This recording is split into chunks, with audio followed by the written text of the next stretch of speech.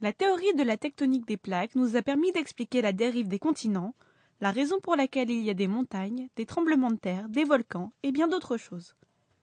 Dans notre vidéo La structure de la Terre, vous avez appris que la fine croûte solide de la Terre repose sur un manteau de roches chaudes qui, bien que solides, peuvent flotter à l'image de la glace dans un glacier. Ce mouvement est dû au courant de convection. Le manteau plus froid au niveau de la surface est plus dense et donc plonge vers le noyau en fer, poussant ainsi le manteau plus chaud et moins dense vers la surface. La croûte terrestre se déplace lentement sur ces courants de convection.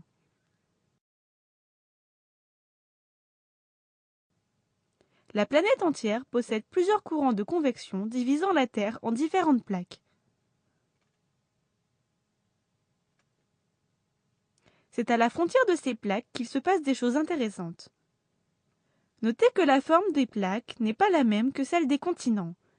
Ils flottent juste au-dessus des plaques car la roche qui les constitue est plus légère que la croûte océanique.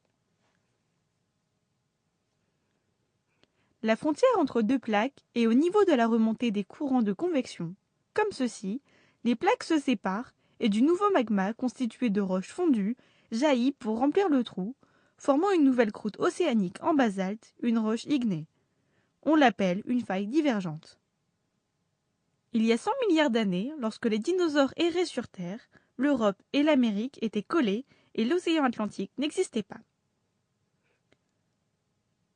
Ces courants de convection ont séparé graduellement les deux continents. Tout d'abord, une dorsale s'est formée, puis elle s'est remplie d'eau de mer et le nouvel océan Atlantique était né.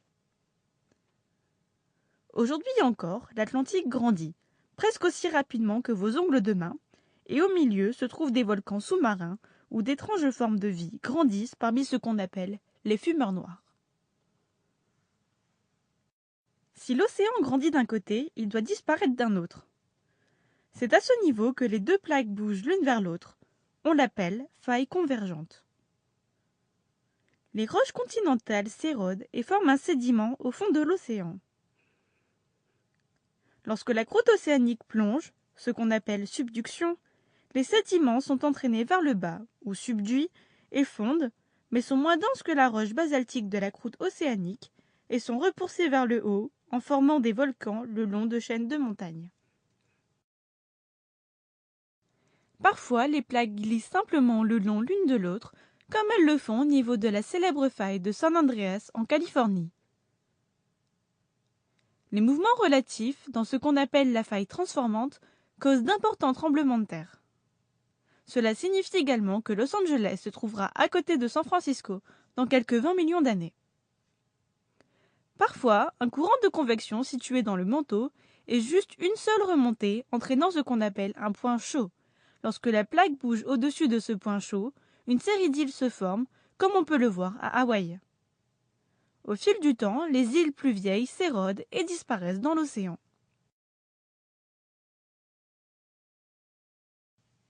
La croûte océanique n'a jamais plus de 100 millions d'années, car elle se construit en permanence au niveau des dorsales et est consumée ou subduite aux failles convergentes.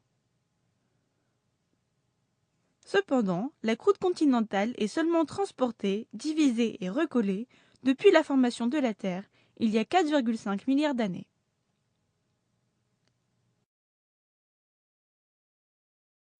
Maintenant, regardez lorsque nous remontons dans le temps, il y a 250 millions d'années, lorsque tous les continents étaient regroupés en ce qu'on appelle l'apogée. Les mouvements des plaques l'ont cassé.